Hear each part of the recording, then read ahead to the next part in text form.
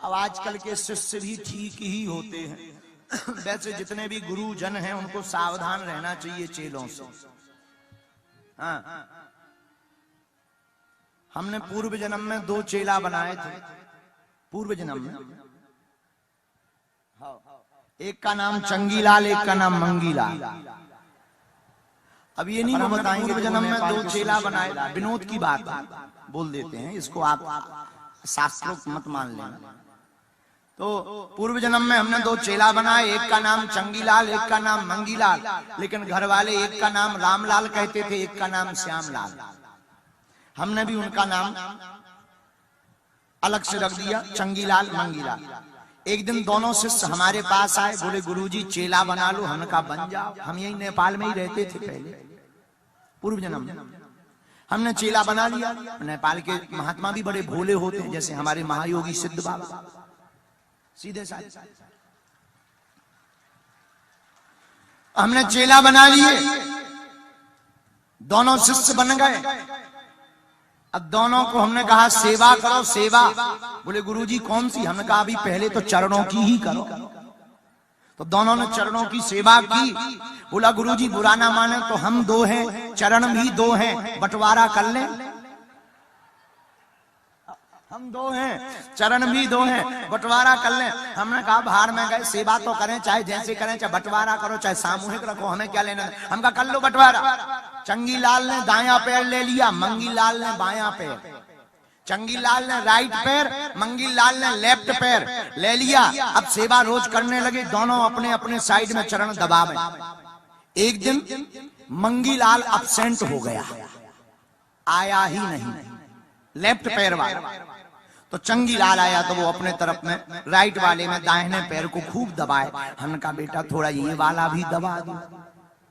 गुरुजी वो हमारा हिस्सा नहीं है, हम तो छुएंगे ही नहीं, जिसका है वो अपने आप आए।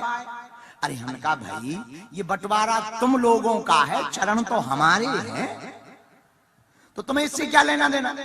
कभी हम उससे दबवा देंगे, पर इस वाली की भी सेवा नहीं, वो नहीं आया है, हम बिल्कुल नहीं दबाएंगे, छुएंगे भी नहीं। अब नेपाल का काठमांडू का चेला, हमने कहा कौन बहस करे। हम कहा बाहर में जाओ, मत पकड़ो, मत सेवा करो, एक ही पैर को दबाता रहा। हम मस्ती में लेटे लेटे ये वाला मंगीलाल के जो हिस्से में पैर था, इसको उठा के हमने इस वाले पे रख लिया। भैया चंगीलाल का दिमाग खराब। बोले एक तो ये आया नहीं है हिस्सा वाला, ऊपर से इतनी गुंडागर्दी के हमारे हिस्से पे वजन रखे।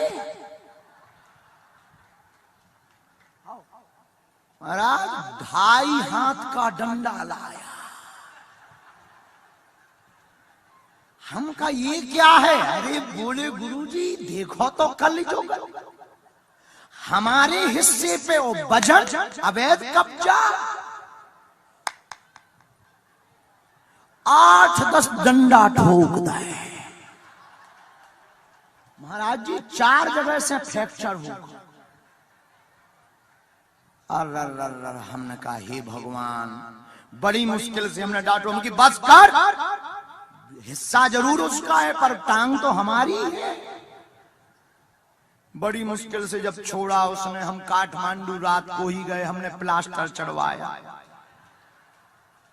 रात को वापस आए, गरम पानी पिया, थोड़ा दलिया खाया, सुबह से गोली दवाई ली। दूसरे दिन मंगीलाल आया, बोला गुरुजी ये पैर कैसे टूटा। हमने कहा दीक्षा देने से। बोले ये दीक्षा देने से कैसे। हमने कहा कि ना हम तुम्हें दीक्षा देते, न बंटवारा होता, न हमारी दुर्दशा होती बेटा। मंगीलाल बोला गुरुजी बात मत घुमाओ, बात बताओ हुआ क्या। अरे हमने कहा हुआ ये वाला तुम्हारा वाला हिस्सा हमने इस पे धर दिया, सो उसने तोड़ दिया। और अब मंगीलाल का दिमाग खराब।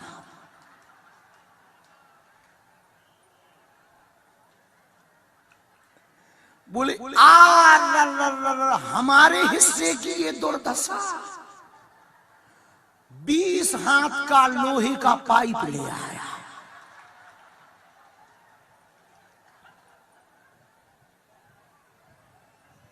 हमने कहा ये कहा है, ये क्या है? बोले डंडा। हम का डंडा है ये किस लिए? बोले उसके हिस्सा के लिए। महाराज जी पहले बार इन्हें तो 6-7 बार पीटो, इसने तो इतनो पीटो के लटक के पूरो। जब हमने डांटो नाराज भय कि आज से तुम हमारा चेला नहीं, भाग जा यहां से। वो बोला नहीं गुरुजी, चेला तो तुम्हारे ही रहेंगे। दोनों पैरों का हमने प्लास्टर चढ़वाया, अपंग बन के कुर्सी पे लाठी लेकर बैठे। फिर जगत गुरु महायोगी सिद्ध बाबा आए। बोले क्या हुआ बागेश्वर बाबा? अनुज ये क्या हो गया? हमने कहा अग्रज भ्राता श्री क्या बताएं, दीक्षा देने का फल मिल गया है। उस दिन के बाद हमने काठमांडू के लोगों को दीक्षा दी। ऐसे भी शिष्य होते हैं जो गुरु का भी बंटवारा कर देते हैं।